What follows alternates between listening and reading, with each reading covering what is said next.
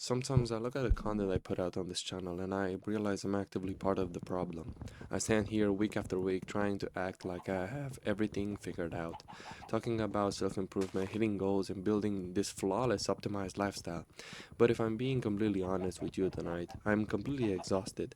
And if you're being honest with yourself, I think a lot of you are too. We're living in 2026, and the pressure to be absolutely flawless in every single department of human existence is at an all time high.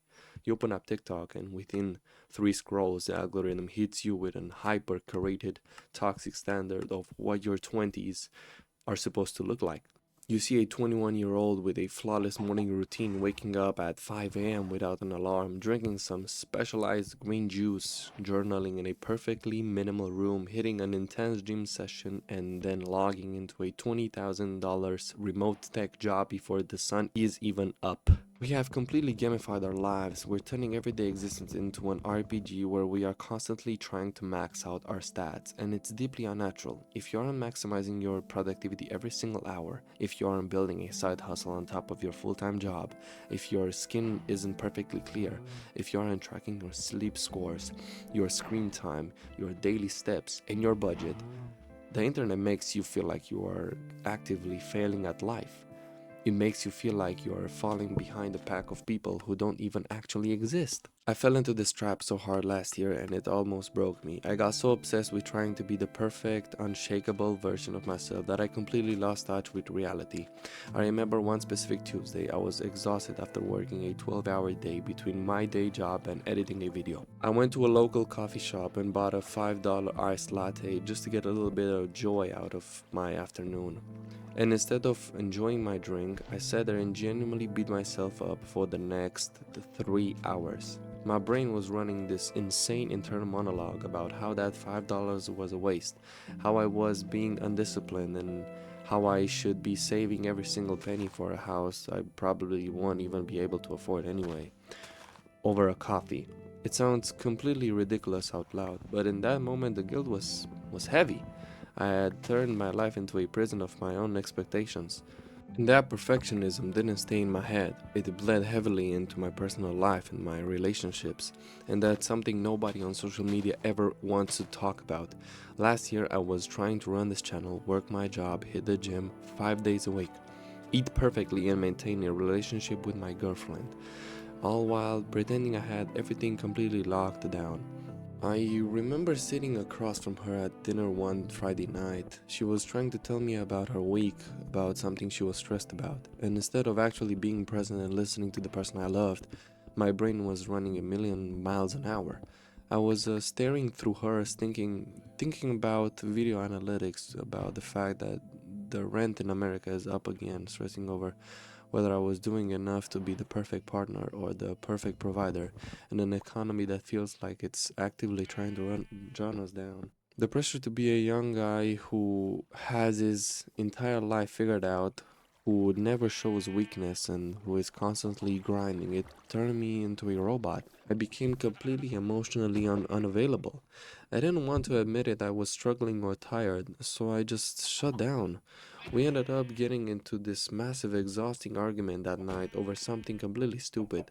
I think it was literally over who was supposed to take out the trash. But it wasn't about the trash, it was just the pressure valve finally snapping. I was trying so hard to project the image of a guy who never makes a mistake that I forgot how to just be a human being who needs help. We look at these couples on TikTok doing these perfect aesthetically pleasing weekend trips where they match outfits and smile in front of the sunset, and we look at our relationships. Our real relationships are messy. They involve miscommunications, they involve compromises, they involve financial stress, and sometimes they just involve sitting on a couch in complete silence arguing about what to order for dinner because you're both too tired to cook. Because we don't see the messiness online, we think something is fundamentally wrong with us. It is collectively sickening. We are comparing our messy, chaotic, unedited, behind the scenes footage with everyone else highly produced highlight reel.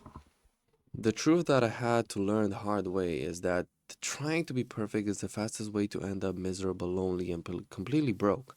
Because perfectionism is incredibly expensive. Think about how much money our generation spends just trying to buy the appearance of having our lives together, the high-end gym membership we just don't use, the 12 steps skincare routine, the designer clothes, the aesthetic apartment decor.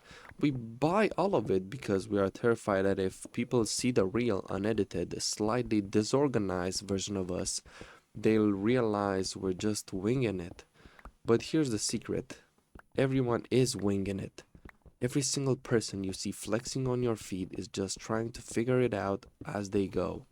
And look, I get why we do this, especially in America right now. The margin of error feels like it's exactly zero.